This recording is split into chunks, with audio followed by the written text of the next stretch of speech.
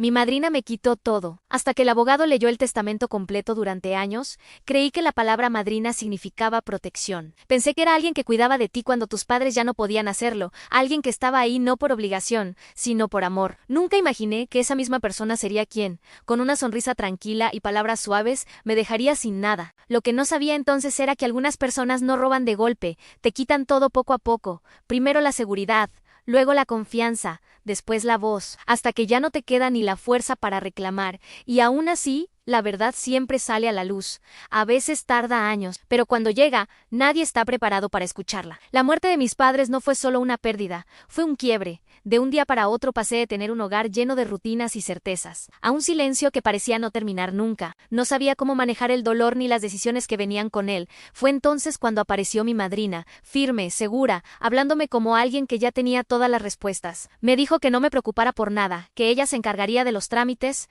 del dinero, de mi futuro. En ese momento, su control no me parecía una amenaza, sino un alivio. Yo estaba rota, y ella parecía fuerte. Confié, porque no sabía hacer otra cosa. Mudarse a su casa fue presentado como una solución temporal, pero desde el primer día, entendí que allí, nada era provisional. Cada espacio tenía reglas implícitas, y yo debía aprenderlas rápido, si no quería causar problemas. No era un hogar compartido, era un territorio donde yo estaba bajo observación constante. Cualquier desacuerdo era interpretado como una falta de gratitud.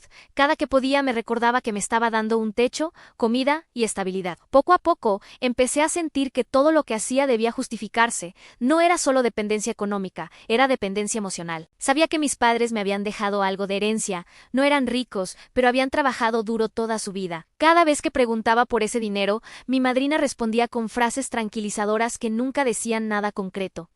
¿Estás seguro? Es para más adelante. No te conviene tocarlo ahora. Con el tiempo entendí que esas respuestas no buscaban protegerme, sino cansarme, y lo lograron. Dejé de preguntar porque cada intento me dejaba sintiéndome culpable, como si pedir lo que me pertenecía fuera una falta de respeto. Ella manejaba mis documentos, mis cuentas, incluso mis decisiones más pequeñas. Me decía que yo no estaba preparada para el mundo real, que era demasiado sensible, que podía cometer errores graves. Y yo, sin darme cuenta, empecé a dudar de mí misma. La dependencia no llegó de golpe, se construyó con palabras suaves, con advertencias constantes y con la idea de que sin ella yo no podría sobrevivir. Su cambio no fue de inmediato ni evidente para cualquiera. Para los demás, ella seguía siendo la mujer generosa que me había rescatado cuando lo perdí todo. Pero yo empecé a notar pequeños gestos que antes no existían, silencios más largos, respuestas cortantes, miradas que ya no buscaban protegerme, sino medir cuánto control seguía teniendo sobre mí. Un tiempo después, cuando conseguí mi primer trabajo estable,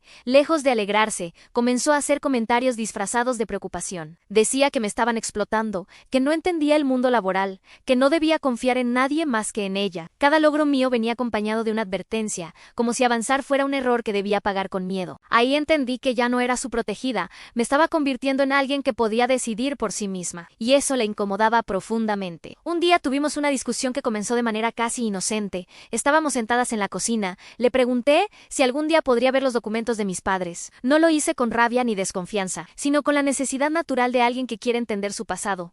Pero su reacción fue inmediata y desproporcionada, como si hubiera tocado una herida que llevaba años escondiendo. Levantó la voz, me acusó de insinuar cosas que no eran ciertas, que me estaba dejando llenar la cabeza con ideas ajenas. Me dijo que todo lo que había hecho era por amor, que si yo estaba donde estaba era gracias a ella. No me dejó terminar una sola frase. Cada intento mío de explicar cómo me sentía era interrumpido con reproches y victimismo. Esa noche entendí algo que me heló la sangre. No estaba discutiendo conmigo, estaba defendiendo algo que no quería perder. Sabía que el momento que yo tuviera los documentos se le acababa todo. Después de esa discusión, algo dentro de mí se rompió.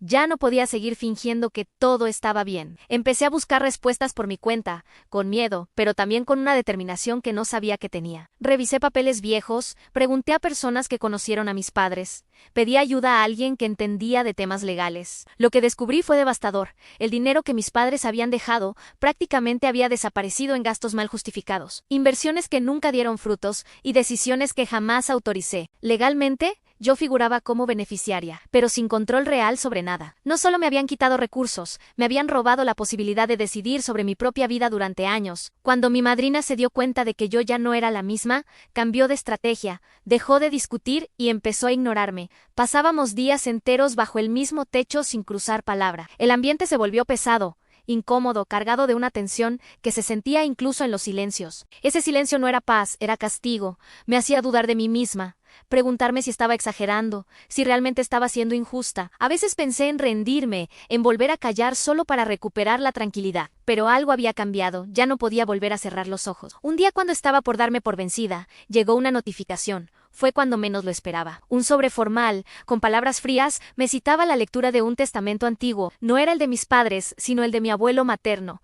fallecido hacía muchos años. Nadie me había hablado nunca de ese documento. Sentí una mezcla de curiosidad y desconfianza.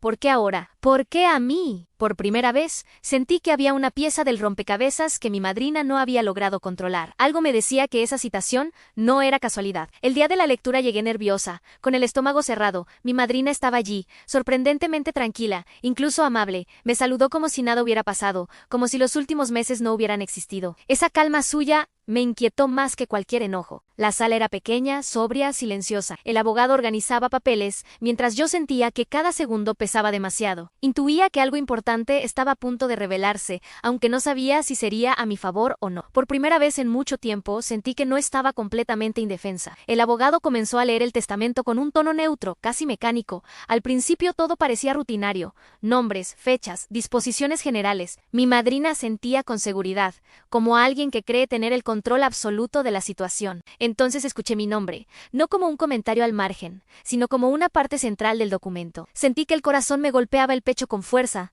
Miré de reojo a mi madrina, pero ella ya no me miraba. Algo estaba empezando a salirse de su guión. El testamento establecía la creación de un fondo fiduciario a mi nombre, administrado por mi madrina solo de forma temporal, no indefinida, no de manera absoluta. El objetivo era protegerme hasta que pudiera valerme por mí misma, no mantenerme bajo control para siempre. El abogado explicó que esa administración tenía límites claros, fechas específicas y condiciones que ya se habían cumplido hacía años. Cada palabra era una grieta más en la historia que mi madrina me había contado durante los años que llevaba viviendo con ella. Yo no había sido protegida, había sido retenida, para que mi madrina no perdiera el control. El silencio que siguió fue distinto a todos los anteriores. No era incómodo, era un silencio revelador. El abogado hizo una pausa, como dándonos tiempo para procesar lo que acabábamos de escuchar. Yo sentía que el aire me faltaba, pero al mismo tiempo algo dentro de mí se ordenaba. Mi madrina permanecía rígida, con la mirada fija en la mesa. Ya no había reproches ni lágrimas, solo la certeza de que su versión de los hechos estaba a punto de derrumbarse. La verdad ya no podía esconderse. El abogado empezó a hacer preguntas técnicas, precisas, imposibles de evadir: fechas, movimientos bancarios, autorizaciones inexistentes. Cada respuesta incompleta de mi madrina abría una nueva duda. No necesitaba gritar ni acusar. Los documentos hablaban por sí solos.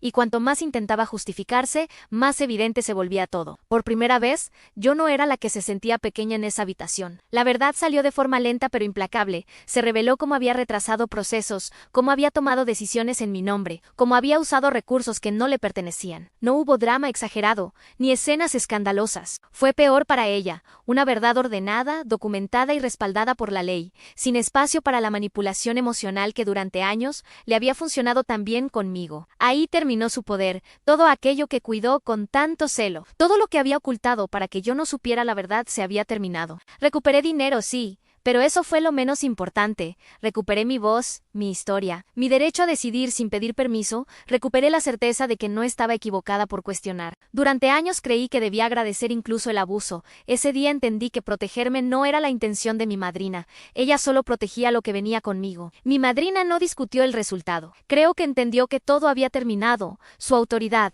construida durante años a base de miedo y dependencia, se había desmoronado en una sola mañana. No hubo disculpas sinceras, tampoco las necesitaba. El silencio, esta vez, ya no tenía poder sobre mí, y yo me sentía aliviada, tranquila, por recuperar lo que por años me había quitado. Nunca volvimos a tener la relación que alguna vez fingimos tener. Ya no había lugar para eso. Simplemente decidí perdonar en silencio. No por ella, sino por mí. Haber marcado distancia entre las dos fue lo que me ayudó a sanar. Empezar de nuevo no fue fácil. Llegué tarde a muchas experiencias, con miedos que no me correspondían y dudas que no eran mías. Pero cada paso que di fue mío, y aprendí que era lo más importante. Las equivocaciones equivocaciones o certezas eran mías. No de alguien más. En la libertad llegó tarde, pero llegó limpia, buena para disfrutarla, con sus cosas buenas y malas, pero al fin era libertad. La verdad no se puede administrar, controlar ni esconder para siempre, porque cuando menos uno se lo espera, encuentra el momento exacto para ser leída en voz alta. Y cuando eso ocurre, ya nadie puede detenerla.